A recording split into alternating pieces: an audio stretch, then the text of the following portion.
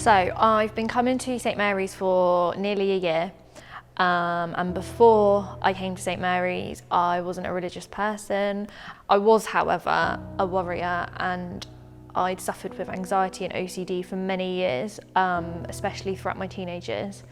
And this often caused me to want to stay in my house. I'd be worried to go out, to socialise with friends, basically to have a life.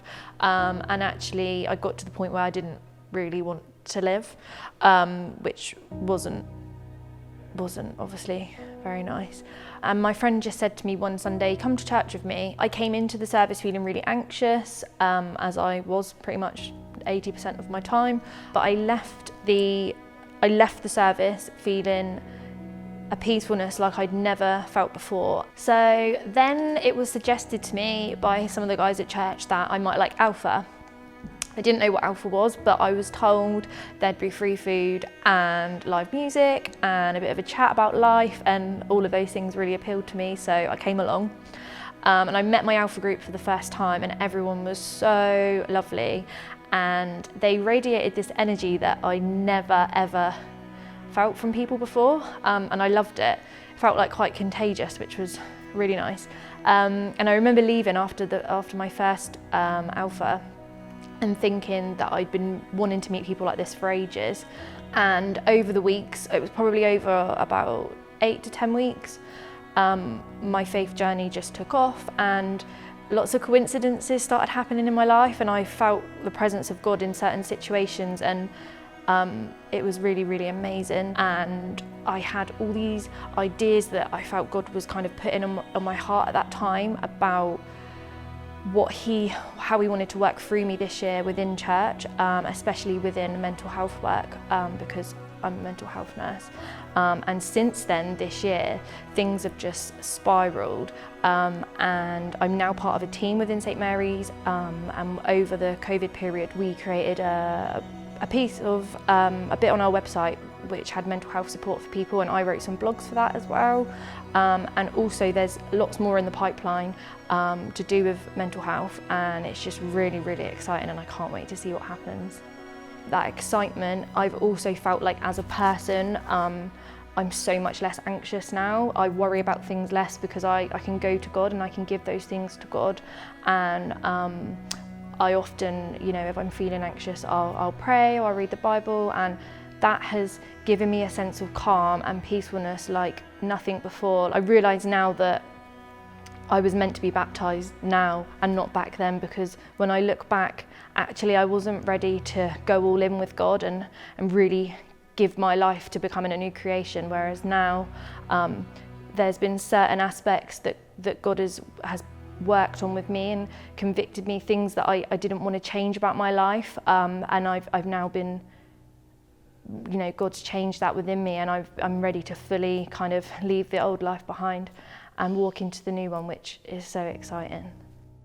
So before I came here, my life was it was bullying and kind of bad mental health. Fast forward through college and secondary school, I moved to Southampton for university and met one of my really close friends now, who's on my course, and she was really bigging up this church she was going to. So I decided to come for one service, and then I was like, whoa, this is totally different. I love this. And kept on coming, building my relationship with God. And then I decided to do Alpha. I got to ask the really important questions and the big questions of life, really. And then on the Alpha day, we had an Alpha day, and we were asking many a question on that day, and something just hit me, and I was like, yeah, I'm a Christian. And so I've decided to get baptised and to put Jesus above all. So before Jesus, I was fine. I did well in the things that I thought that were important to do well in, like school, uni, friends, stuff like that, my hobbies, my sports, my music. But since I was literally as long as I can remember, I've never been a particularly internally happy person. I've always been very negative and had quite an unhealthy mindset about myself. my sort of existence, my future. And I know that might surprise some people because I am so bubbly, and I'm not like that about other people. Everyone else, I'm really sort of positive and outgoing and like excited for the people, but I've always had a problem with myself. Someone introduced me to Alpha. So I went, not really thinking anything of it, kind of went really just out of like respect and interest. And I absolutely loved Alpha, and I came away with loads of new questions and thoughts about life. I wasn't instantly sort of like believing in everything as such, but I was really intrigued by it, and it did kind of scare me because it was, you know, a new way of life that I didn't really think about before. As time went on, I kind of started pressing into it more and more. I sort of surrounded myself more by Christian friends and really loved how like everyone around me was so sort of like encouraging and wanted me to sort of like get in on this Christian life. And obviously I was seeing how Jesus was doing things for other people and being transformed, and I was thinking, right, well, I'm really interested by this. I'm going to start giving it a go. Like, what have I got to lose? So yeah, over time I started sort of, you know, praying more. I started reading loads, started just learning more and more about it, and I started to really slowly believe in it. I think it just got to a point where like I couldn't like not have him in my life every day. And it's really weird to think back to like before that, when like I honestly don't know what I was doing. So like now I actually can't live without Jesus. He's everything. And then as time went on and I started feeling sort of really transformed, like from the inside, and then I encountered Jesus and it completely sort of transformed how I thought about things. I received his unconditional love and his guidance, and it took the pressure off everything. And now I am so excited about everything to come. I feel like I really belong. So life before church for me was completely different. I was working in London, I was working in the sales world. It was party hard, it was fun, but there always seemed to be something missing. I came back to Southampton, started a new job in Southampton, and a friend of mine invited me to bridge the gap. Came to play football a couple of times, and then from that I was then invited to Alpha. From Alpha I was around good people. It was weird being inside the church building for the first time in a long time, but it was amazing. Good people, free food, and then it really just provoked questions, and I kind of went away, thought about things in a little bit more detail, and then thought, why not check church out on a Sunday? So I came to church and kind of did the whole thing at the beginning where you stand with your arms crossed, your hands in your pocket, and I wanted to get involved. And then as the weeks went on, I just slowly felt God soften my heart. And then there was one occasion where I was just in worship, and I'd finally taken my hands out of my pocket, praising God, and just had an overwhelming feeling of emotion, and was just in tears, and just knew that that was God that working through me and completely softening my heart. And at that point I was like, yeah, I'm all in, gonna give my life to God. And from then my life has just been amazing. I've seen God work in amazing ways in work, relationships, friendships, but I now have a solid foundation, and that thing that was missing, that I was trying to fill with drinking and partying and that different lifestyle, is now filled with God. And yeah, my life is so much better. I wasn't particularly looking for a Christian experience. We'd just moved back to Southampton. We'd been living abroad for a number of years, and we'd moved in around the corner, and I used to come to St Mary's Church when I was a kid with school, and we saw that it was being refurbished, and my wife suggested that it might be fun to come in after the church reopened, just for old time's sake, to see what the place looked like. And we really enjoyed it. It wasn't anything like I expected. I was expecting a sort of stale, boring sermon, but it was lively and fun. And I think the thing that really caught me in the early stages was the vision. And then Alpha started, and my wife went to the first week, and I said, no, I don't really want to come along. So she came alone. She came back and she said, look, you would really enjoy this. So I came for the second week, and I really enjoyed it. I enjoyed the debate, I enjoyed the opportunity to ask questions, the opportunity to really understand more about the Bible, which is something that I had ignored really. And there was something in the Alpha course which happened, which was when a statement was made, which is God either exists or doesn't. If he doesn't exist, then he's of no consequence at all.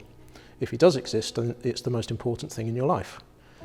And that really made me think that I can't just carry on not really worrying or being bothered about whether God exists or not. I had to make up my mind. So that's sort of the turning point in the Alpha course. We went away to Focus last year, and I remember sort of walking along a gravel path by myself one morning, and not shouting out loud, but sort of shouting inside my head, am I fooling myself? Is this really real, or am I fooling myself? We then went to one of the sermons, and it was one of those moments where on the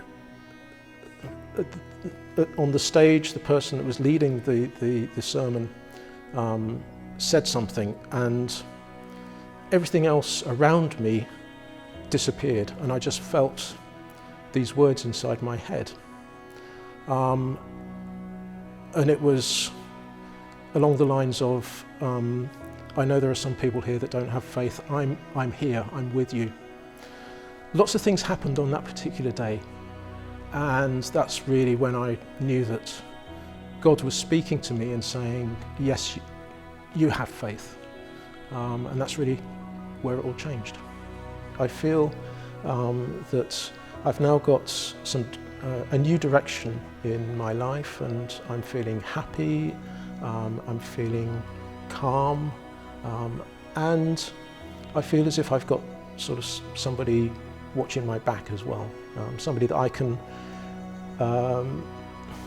share my concerns with. I pray now, I read the Bible, and that really gives me a huge amount of comfort that there's somebody there that's looking after me.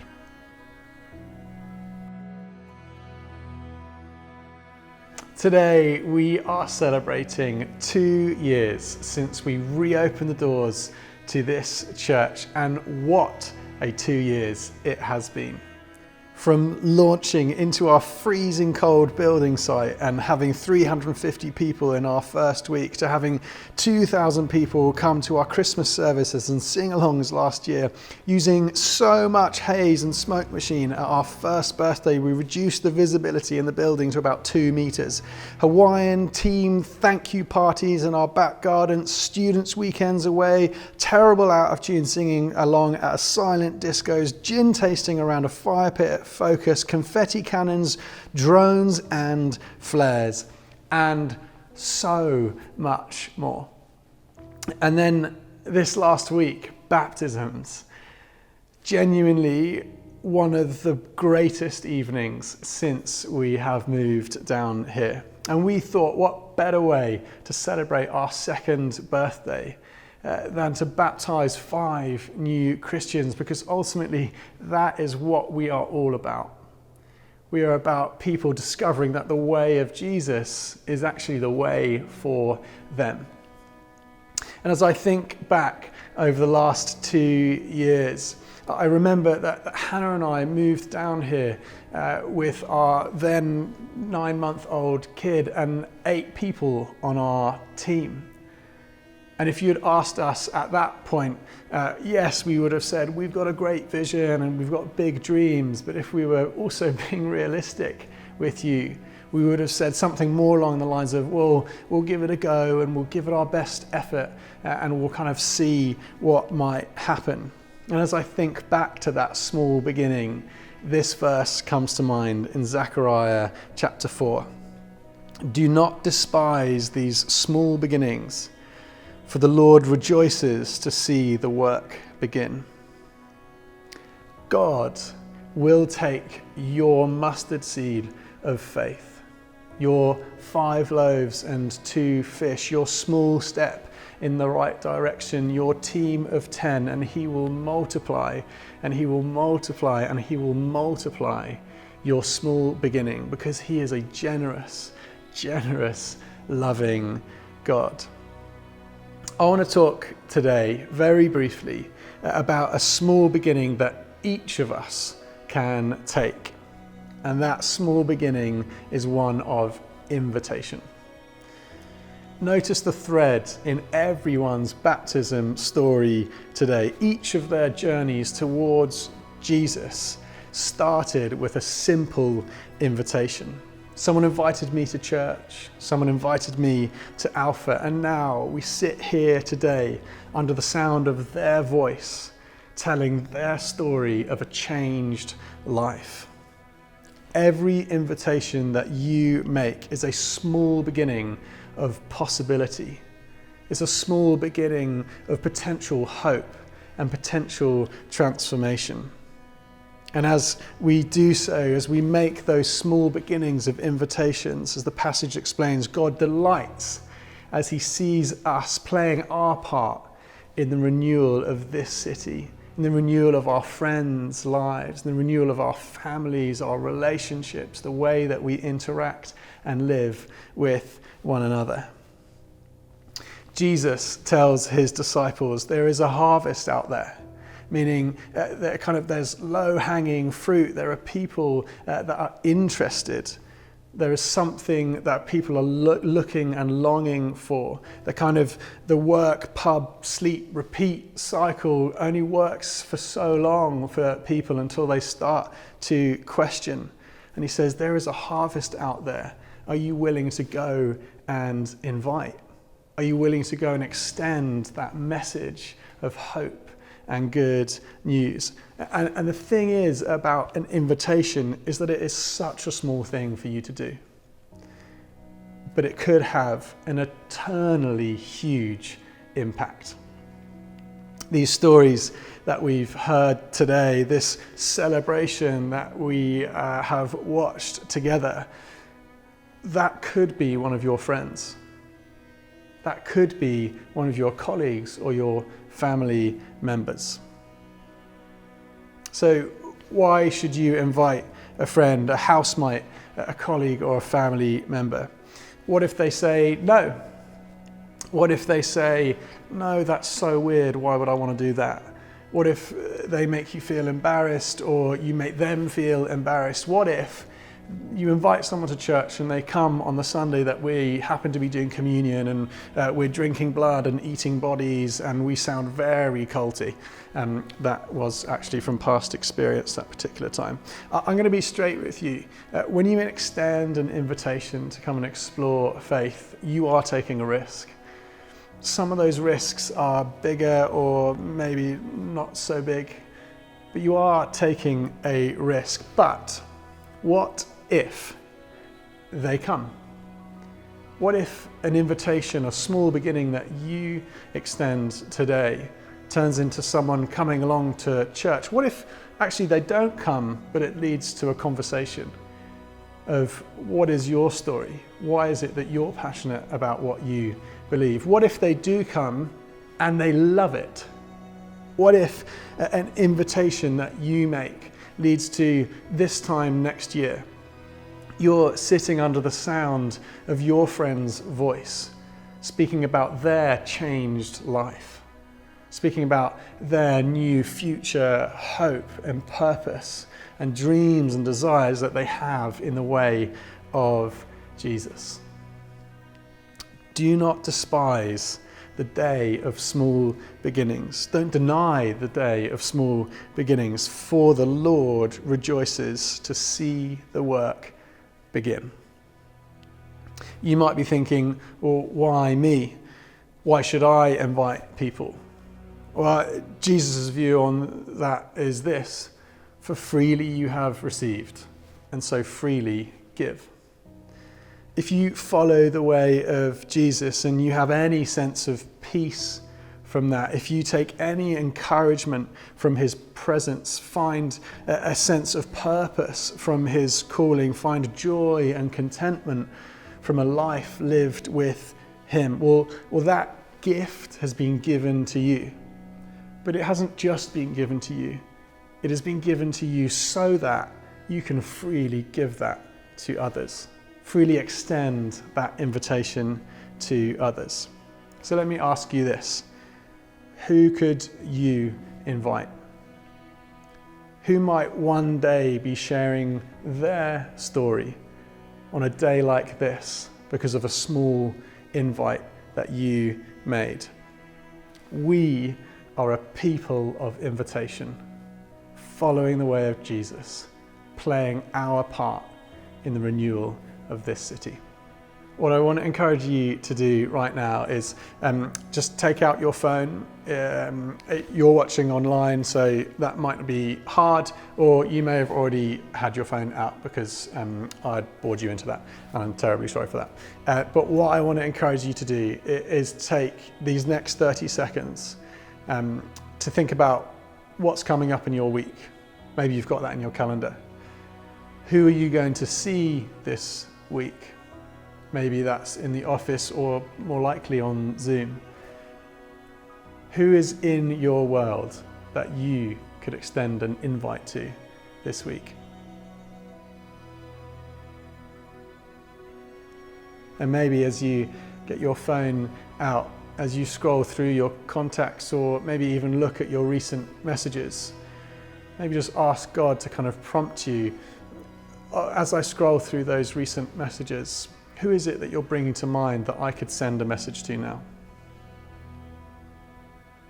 Could you send them a message, a simple, small beginning of an invite that says, hey, the church that I go along to or just watch online, they're running an Alpha course. It's just this kind of super relaxed environment where you can ask the questions of faith, and I actually think that you might really enjoy it. Do you want to come check it out? A simple, small beginning. We're going to leave a bit of time and space for you to respond in your own way, but I encourage you to take that small step to make an invitation this morning.